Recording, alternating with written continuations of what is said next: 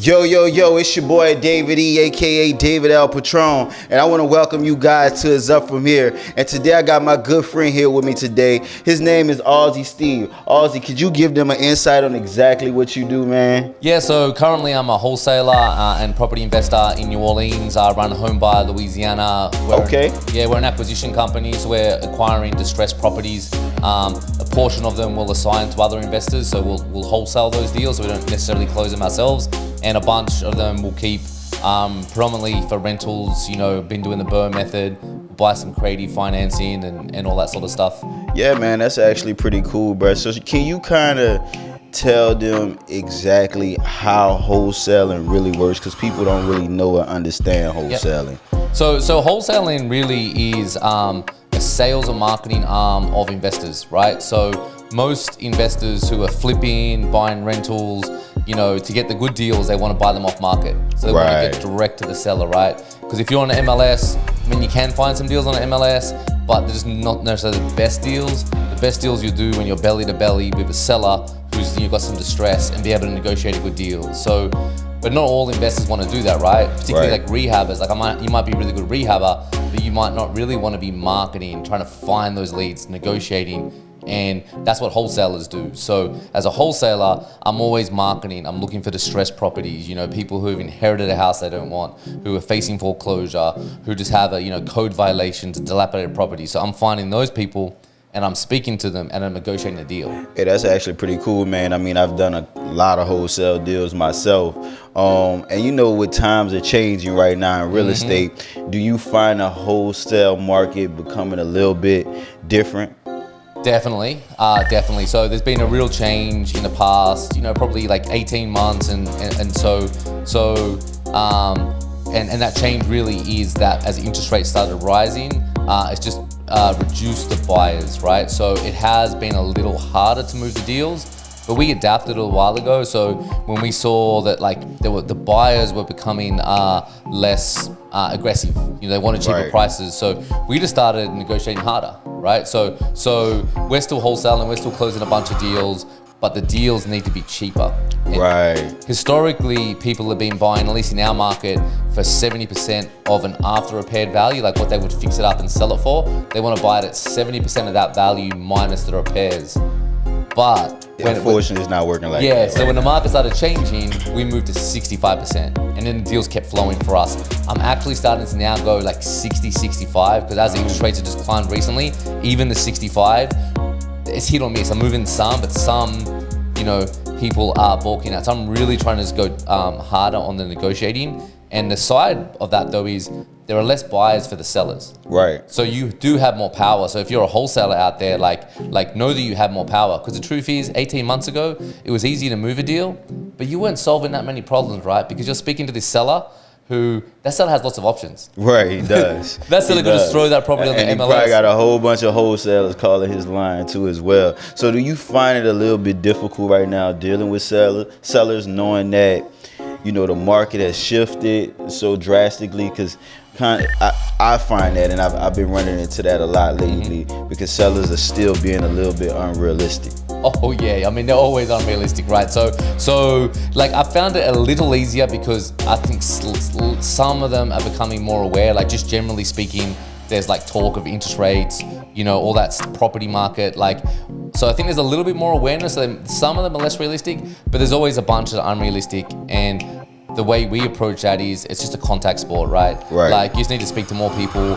When someone's unrealistic, we don't beat them up. I'm never gonna tell you how much your house is worth, right? If you think it's worth this price that's unrealistic, I'm not gonna tell you you're wrong, right? But I'm just gonna say I'm not your buyer at that price. I'll be your buyer at this price. I'm pretty much the same way, right? What I would do is ask them to meet me in the middle. If you can walk away with a magical number under the number that you really want, what if we can help you do that? That's always my thing, right? Yeah, you always want to get them down. I'll give you my juice if you want. So what we're doing with sellers is we're gonna ask them what they want for the property, right? Then we're going to go cool, and we're gonna say now if we buy it, we're gonna buy all cash as is, no repairs, no fixing up. You know what I mean? On that basis, what's the lowest you're willing to accept for an offer like that? Right. So we're gonna get their next price, because we all know, right? That first price they gave you, it's not their bottom line price, man. and then that one still is not their bottom line price, but you got them down somewhere else. And then our trick is, because we don't run the numbers right away, right? So we're gonna say, cool, well, we're gonna go crunch our numbers. Now, if the number's lower than that, do you still want to hear it? Right. And that we call that the temperature check, right? Because like some of them like, nope. It's like, okay, well, we know they're there. Some of them are like, hey, but not lower than X. Someone's like, give you a price, or you just get a gauge of where they're at. So we're always just trying to find out what they want, trying to get them down. But then we'll make our offer. Our offer's our offer. Once we get our offer calculated, that's the number, and it's liquidity for the seller. Like if they want it, it's there. But like, I'm not going to come up if the numbers don't work, but I will follow them up, right? So we will follow up and see how they go, because the truth is, if their numbers, most people pay the same. So whatever my number is probably the other numbers they're getting, right? Or if they're pretty much the other numbers they're getting. So I'm gonna follow them up, right? And over time, they'll become more realistic. And because we've followed up, because we've built rapport, because we've been consistent in our numbers and our follow up, when they become more realistic, they're generally going to do a deal with us, Right. Negotiation is definitely key.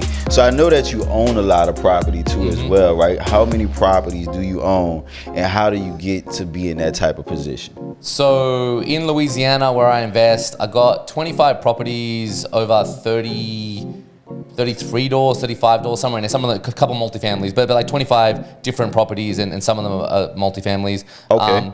I bought them mainly through the BRRRR strategy. So I did have some properties in Australia where I came from originally. I had 6 rentals there, but I've been selling them down. I only got 1 left. So I had a little bit of capital because I had a company in Australia. So I did have some cash to get started. So I started wholesaling, and I learned the market, gave me a lot of confidence, because like I knew what values were. I learned my buyers were the best teachers, right? Because I'm seeing what and they're all different. Like I got a lot of great buyers who buy properties from me, and man, I just learn from what they do, and I follow them up. I like to see the end product, what their strategy was. So I learned a lot. So once I got confident, I just started buying myself. So I had a little bit of capital.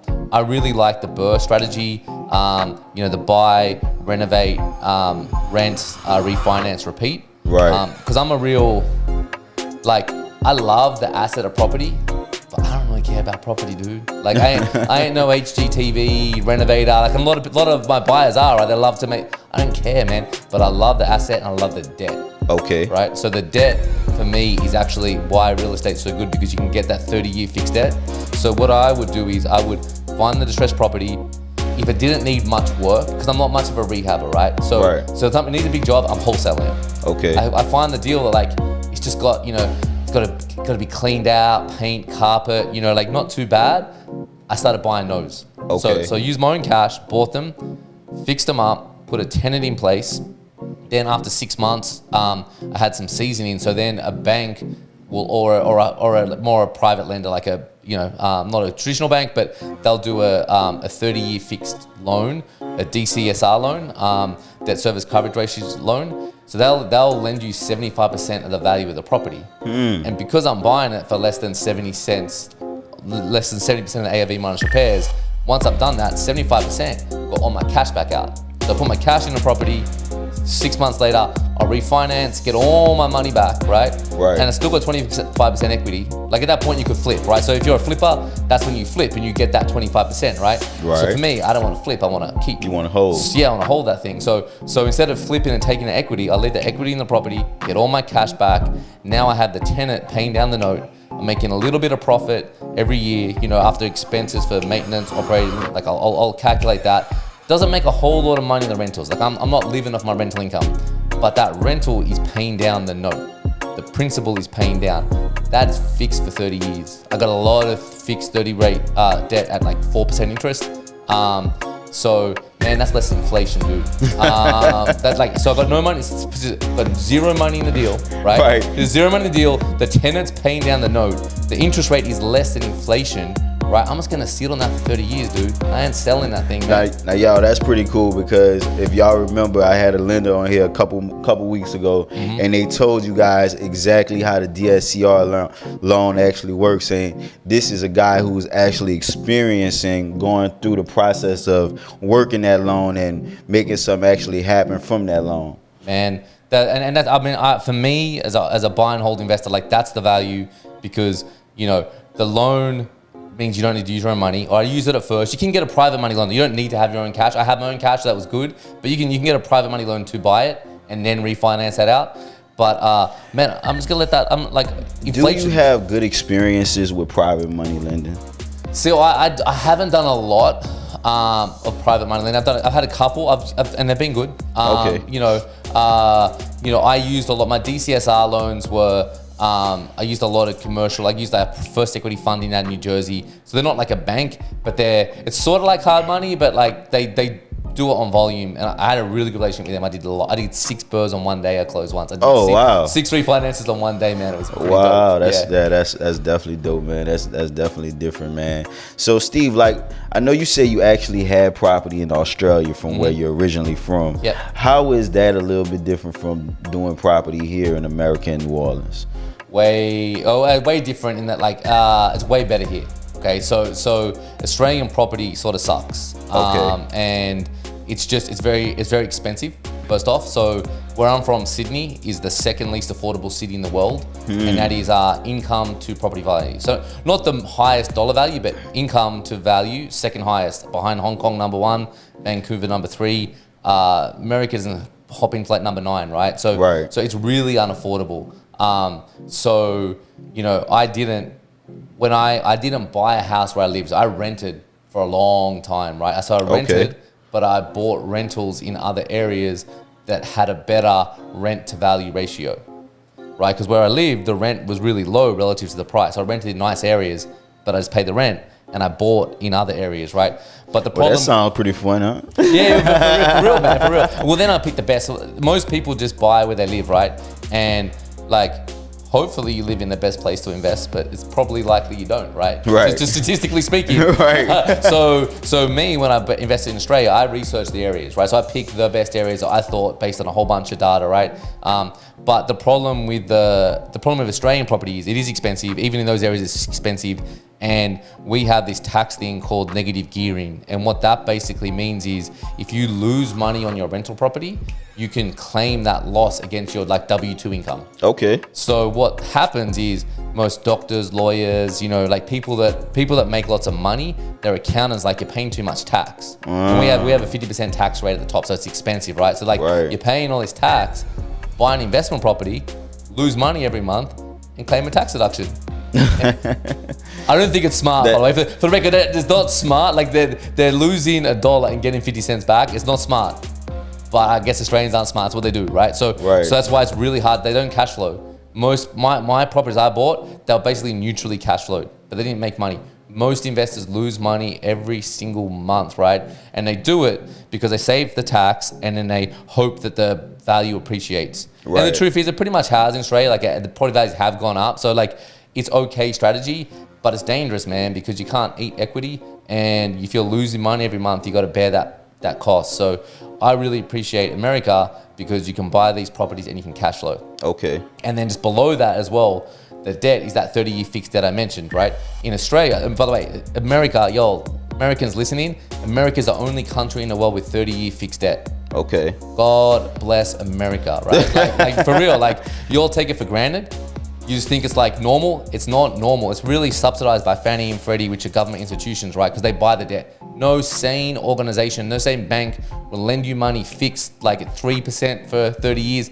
They know inflation's gonna ride that away. Like so Australia doesn't have that. They'll fix for like 3 years, 5 years max. Okay. So underneath that, I had 6 properties there. I only just started selling them the last year or so, right? Down to 1. Because I kept getting a letter every month in the mail that my interest rate's going up, right? Mm-hmm. So when it's the Reserve Bank for us, but just think the Fed, when the Fed raises rates, like it's not just new loans, everyone's rate goes up. Right. And when they raise the rates go up like in 2 days, they send out a letter and it's up. When the rates go down, they wait a couple weeks before they send out a letter. Before they put the saving rates, Right. So they all about definitely getting the cash. So how many wholesale deals have you done so far, and have you kind of ran into some that just wasn't as great as others? Yes. So I do track it exactly. It's about 125. I don't know the exact number, but it was 120 a little while ago. A couple of but it's about 125 ish. And yes, some are better than others, for sure. One of my early ones, I remember I did this deal. I made $0 on it, dude. Wow. Right? It's actually probably the most important deal I did, though, because it was pretty early in my wholesaling career. And I learned a lot. Like, I had full access to property. The seller was out of town. I had a lockbox. I got to show it a lot. I met a lot of buyers. I'd underwritten it incorrectly. I'd underestimated the rehab costs, but I really learned from that. And in the end, I could make a deal happen, but I wasn't gonna make any money. But I still did it, right? Because why the hell would I not? Why would I not help my seller, and why would I not help my buyer? So I did that deal, made $0, but I learned so much from that. And the buyers I met have done many more deals than me since then. So I would say to people, you want to try to maximize the amount you're making, but also don't be too greedy, right? I have this theory that the more deals you do, the more deals you do. So I've done the $0 deal. I've done a few where I've made 2,000 in small amounts, and I made some where I made 27,000. You know what I mean? So there's definitely better deals than others. And that's definitely great, Steve, man. I highly appreciate you for coming and being patient with me, y'all, because I was a little bit late today. Yeah, we're gonna mix up all the time. You're a good one, man. It's all good, man. So how can people contact you, if they want to do some of these deals with you? Man, email me is probably a good way. If you're a buyer in Greater New Orleans or Baton Rouge, I'd love to have you on my list. You can email me at steve@homebuyerlouisiana.com. If you're a wholesaler, you want advice, I'm happy to help you. I'm very collaborative. I believe that cooperation over competition. I do a lot of joint ventures. I bought off wholesalers, so get me on your list. I am a buyer as well. Okay. You can check out my website, homebuyerlouisiana.com, and get me through there as well. Okay, perfect, man. And I want to thank everybody for tuning into this Up From Here, and I hope y'all learned a lot from AUSI Steve, man. And y'all already know who I am. It's your boy David E, aka David L. Patron. And you know how it go. You got to speak the hustle, hear the hustle, see the hustle. Peace.